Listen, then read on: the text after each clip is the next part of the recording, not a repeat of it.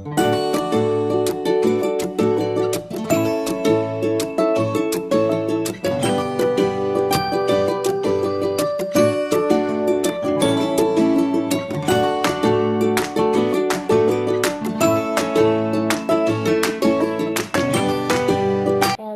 po.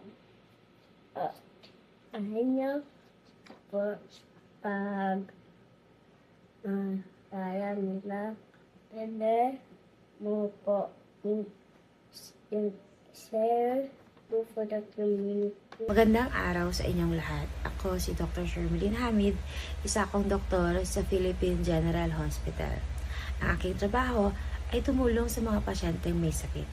Sa aming emergency room, inaalagaan namin at kinagamot ang mga pasyenteng may agarang pangangailangan gamutin, lalo na yung mga kritikal na pasyente. Magandang araw. Bang tumulong at Malingkod sa community. makatulong sa komunidad sa paraan ng paggamot ng kanilang mga sakit. Para sa akin, importante ang pagtulong sa komunidad, lalong-lalo na ang mapanatiling healthy or malusog ang ating community.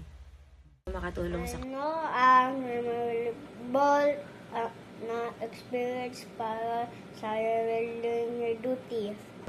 kung karanasan bilang doktor ay makapagligtas ng malubhang sakit na pasyente, at dahil dito nabibigyan namin ng pag-asa at comfort ang mga kanilang pamilya, at napakasarap sa pakiramdam na maibigay yon hindi lamang sa aming pasyente, pati na rin sa kanilang mga pamilya.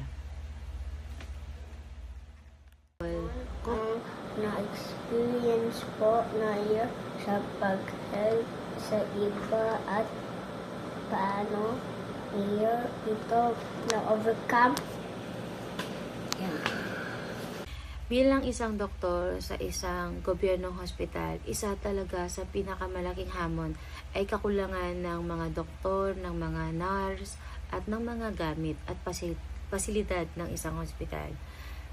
Ang ginagawa namin bago kami pumapasok ay inaalam na namin agad ano ang kapasidad sa araw na yon para makapag-komunikasyon kami sa aming mga katrabaho, at dahil doon ay malalaman namin kung ano ang kaya naming ibigay sa aming mga pasyente. Bilang why is it important to help people and the community?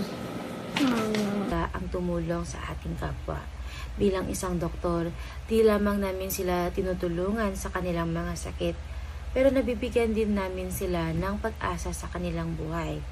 Natutulungan namin silang magdesisyon sa kanilang mga kalusugan, at dahil dito, maaaring mabago ang kanilang pamumuhay. For answering my question.